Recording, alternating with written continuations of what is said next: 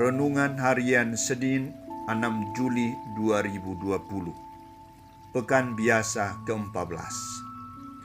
Yesus memenuhi kerinduan orang yang datang kepadanya.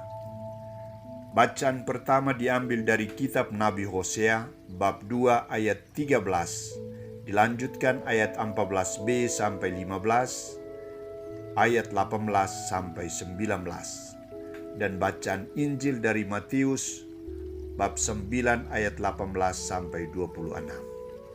Saudara-saudariku terkasih, ketika sakit, banyak orang takut pergi ke rumah sakit. Yang ditakuti bukan rumah sakitnya, tetapi situasi yang ada di rumah sakit. Mulai dari orang-orang sakit, obat yang akan diminum, takut diopname, takut disuntik, takut didiagnosa, dan lebih dari itu adalah takut akan disiplin rumah sakit dan beberapa catatan dokter yang harus ditaati dan diikuti untuk membawa seseorang kepada kesembuhan. Hasilnya adalah mereka tidak akan mengalami kesembuhan. Saudara-saudariku terkasih, pada zaman Yesus, banyak orang berbondong-bondong datang kepadanya. Mereka membawa kepadanya orang-orang sakit, orang yang kerasukan roh jahat, orang lumpuh, dan semuanya disembuhkan Yesus.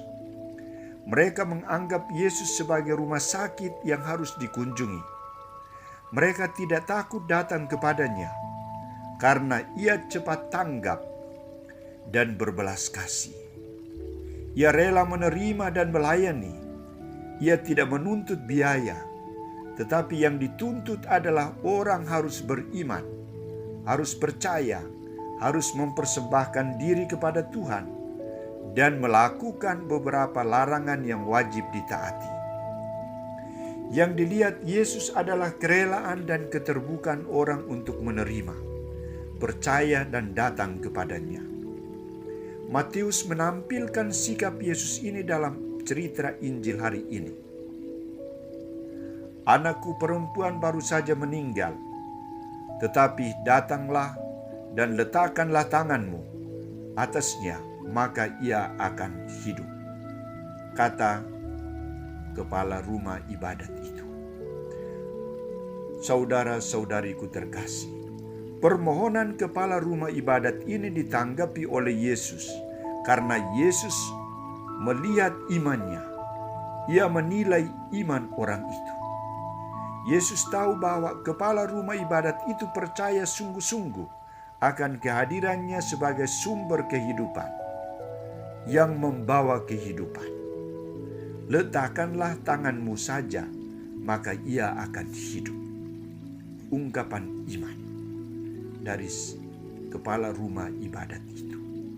Sikap iman yang sama juga ditunjukkan oleh perempuan yang mengalami pendarahan bertahun-tahun. Tetapi dia yakin dan percaya bahwa hanya memegang atau menyentuh jubah Yesus, ia akan sembuh. Asal kujamah saja jubahnya, aku akan sembuh, kata perempuan itu. Perempuan ini mengakui dan merasakan kuasa yang keluar dari diri Yesus ketika ia dekati Yesus.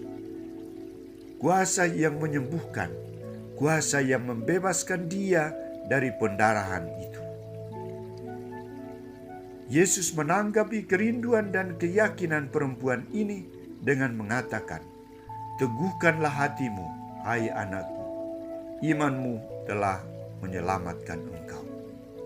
Perempuan ini merasa senang karena kedatangannya tidak sia-sia.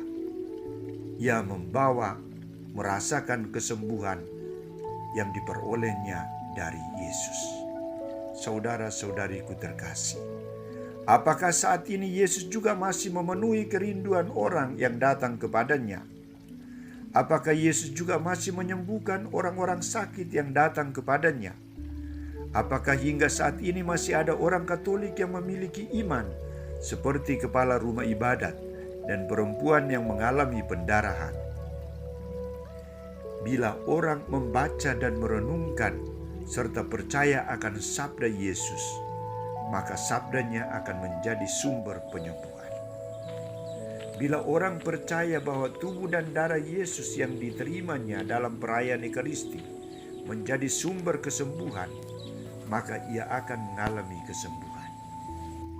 Banyak orang sudah memiliki iman seperti kepala rumah ibadat dan perempuan yang mengalami pendarahan. Banyak yang sudah mengalami mujizat Tuhan Yesus. Iman akan Yesus Kristus menjadi sumber kesembuhan kita. Jangan takut datang kepadanya. Jangan ragu datang kepadanya. Ia akan selalu memenuhi kerinduan.